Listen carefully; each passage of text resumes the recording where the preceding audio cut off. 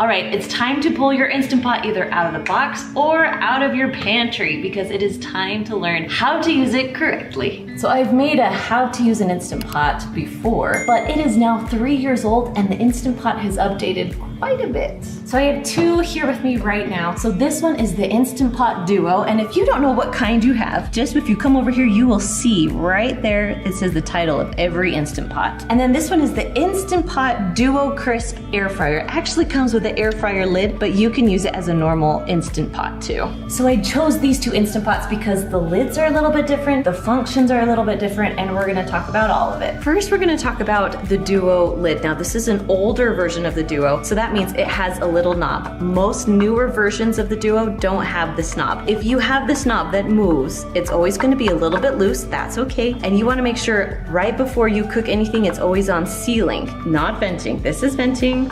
This is sealing. Okay, so this is a little bit newer version and it just has a button so it doesn't turn at all. So you can just put your lid on and just leave it as it is. So every Instant Pot also has one of these silver little rings. When your Instant Pot has come to pressure, this little ring will pop up. Then when you release the pressure, then this little guy will go back down. So that's a good way to know if it's pressurized or if it's not pressurized. And this pot has it too. Now we're gonna open up the Instant Pot. Every Instant Pot has a sealing ring. Now this is very important that this ring is in place and it's not off just a little bit. If it's off a little bit, guess what? Your Instant Pot is not gonna pressurize. So you wanna make sure before you cook anything, your sealing ring is in place. It will fit a little loose around the main ring. Now inside of your pot, you just wanna make sure that there is never anything in the bottom of this. So your pot will rest safely and dry in there. We don't want to cause any problems. Then also with your pot, each pot has a spot where they hit their max fill line. I would never suggest filling up your Instant Pot all the way to here. So I would go about 3/4 of the way full. Now on the Instant Pot Duo Crisp, it also has a max line. It says PC max and then 2/3. So that is your max line. Now I'm guessing the majority of you have the Instant Pot Duo. That's usually the cheapest one, and to be honest, it's actually my favorite. Now I'm gonna be completely honest with you. I don't really use the soup, the meat, the beans, the poultry, the rice, the multigrain, the porridge, or the steam very often at all. The only buttons I really use is pressure cook, and then I also use the plus and minus button because that changes my time. And then I will make, when I make yogurt, I will use the yogurt button. Other than that, I just use pressure cook.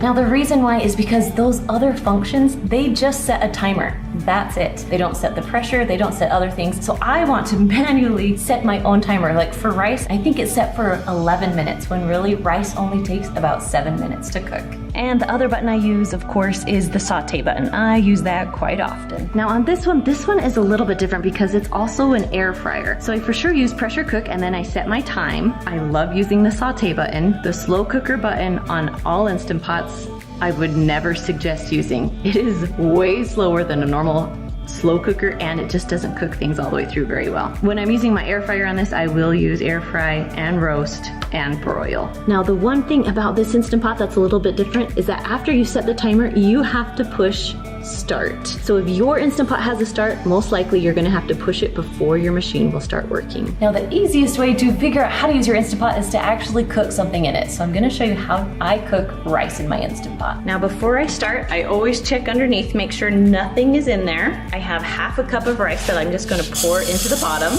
Now for every cup of rice, you need 1 1/4 cup of liquid. So I had 1/2 cup of rice, so I'm gonna add 1/2 cup plus a little bit more. And then, yep, I just use my fingers. You just wanna make sure all the rice is touching the water. Now this is the Duo, so you're gonna put the lid on. So you'll hear a little jingle when you put it on, and when you turn it, you'll hear a jingle. That's a good sign. That means you're doing it right. Now this little knob, we're gonna go to sealing, not venting, just because this one has a knob. Then I'm not gonna push rice, because remember, that's just a setting. So we're gonna go to pressure cook, and then I like to move my timer. It's gonna be 7 minutes. Now with this Instant Pot, once you set the timer, you can just walk away, and you're gonna hear a little sound any second. There we go.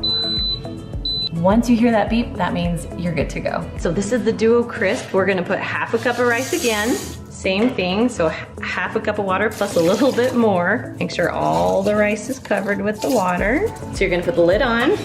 You hear a little noise, that means it's good. You're gonna turn it, hear another noise, that means you're doing good. So you don't have to do anything with this knob, you just have to set the lid on if your top looks like this. Now with all the Instant Pots, they're all gonna cook about the same. So we're gonna push pressure cook.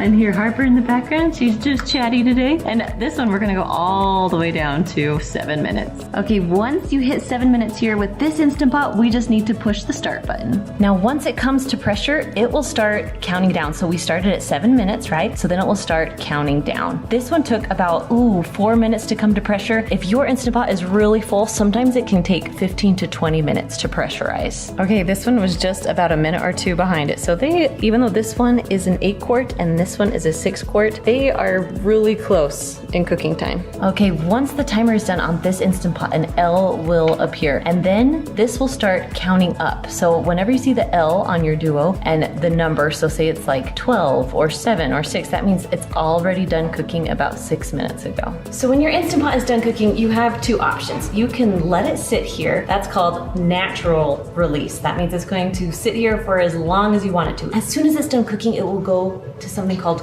keep warm. So you can leave it on keep warm, or you can do a quick release. And that's when you take this little knob and you turn it to venting, or if you have a button, you're gonna push the button, it just both will let all the steam out. So we're gonna do a quick release here so you can kind of see it. So we're gonna go from sealing to venting. All right, once all the pressure is out, you can carefully open the lid. Now do realize this is gonna be hot as you open the lid, so you wanna make sure you're kind of out of the way of it. And just like that, you have perfect sticky rice, all cooked through in literally a matter of minutes, and I didn't have to watch anything. Just perfect. Okay, just like the other Instant Pot, this one shows an L and it's starting to count up. So it's been done cooking for about a minute. So we're gonna go up here and we're gonna push the little button to let all the pressure out. If you see that little pin, it's still up because it's all the pressure still in it. So we're gonna push the button. Okay, if you can see that little pin just dropped, so that means all the pressure's out, and we're gonna carefully open our lid. There we go. And open it up. Yes, all the rice is done. And this one has perfect sticky rice too. Now I think one of the biggest questions that I get asked is, how do I know the cooking time? How do I know how long it needs to be in there? And so we actually have a free Instant Pot cheat sheet. Now if you want that, I'll put a link down below for you. It's totally free, and it will give you the times for all the meats of what I cook them for. Now if you want some Instant Pot recipes that are super simple, I have plenty for you. You can find my most favorite ones just right up there. All right everyone, thank you so much for cooking with me. We'll see you next time. Bye.